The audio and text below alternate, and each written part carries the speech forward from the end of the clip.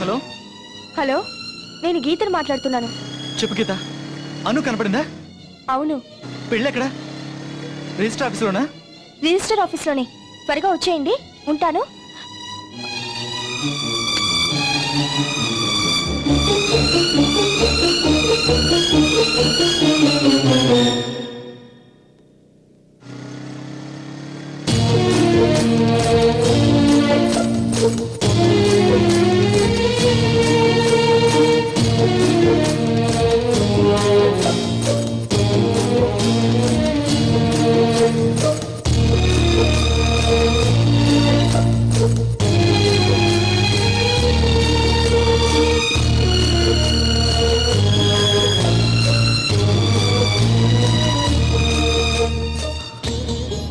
వాళ్ళిద్దరికి పెళ్ళని నీకు ముందే తెలుసా?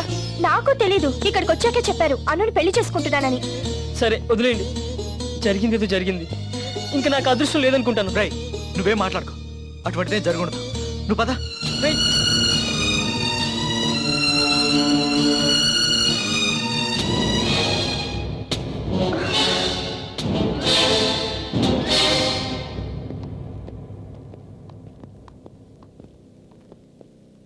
నా పెళ్లి సొంత బంధువులు ఎవరు లేకుండా అనాదిగా జరగాలని రాసిపెట్టింది అనుకున్నాను. కానీ ఇప్పుడు అలా జరగలేదు. మీరంతా సమయానికి వచ్చారు. చాలా సంతోషంగా ఉంది. మీరే నన్ను ఆశీర్వదించాలి. అను,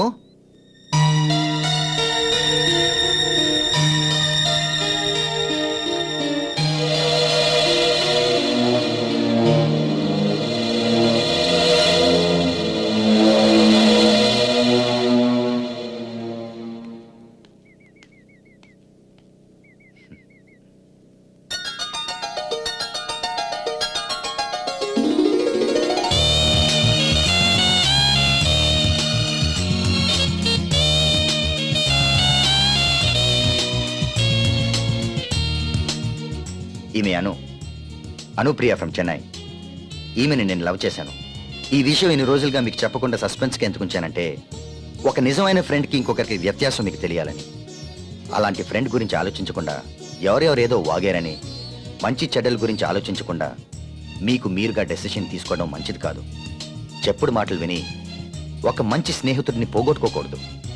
ఫ్రెండ్షిప్లో ప్రేమని పెంచుకోవాలి తప్ప పగని పెంచుకోకూడదు.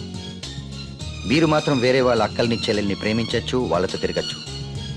కానీ మీ అక్కలు చెల్లెలు వేరే అక్కల్ని ప్రేమిస్తే మాత్రం తప్పు. మీ గురించే ఆలోచిస్తారు కానీ మీ చెల్లెళ్ళు అక్కలు మనసులో కూడా ఏముందో తెలుసుకోవాలి కదా.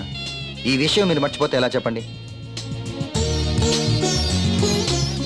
ప్రపంచంలోని ప్రతి రిలేషన్షిప్లోని స్వార్థం ఉంటుంది. కానీ ఫ్రెండ్షిప్ అలాంటిది కాదు. ఎటువంటి స్వార్థం లేనిదే ఫ్రెండ్షిప్.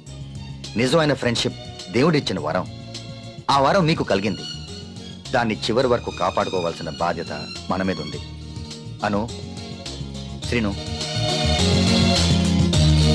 గీత మాత్రమే నా చెల్లెలు కాదు, అను కూడా నా చెల్లెలే. ఒక అన్న పొజిషన్లో ఉన్న నేను సాంప్రదాయాలు పద్ధతులు ఏమేం చేయాలో అన్నీ నేను చేస్తాను. ఈ రోజు నుండి Srinu care of Anu. All the best.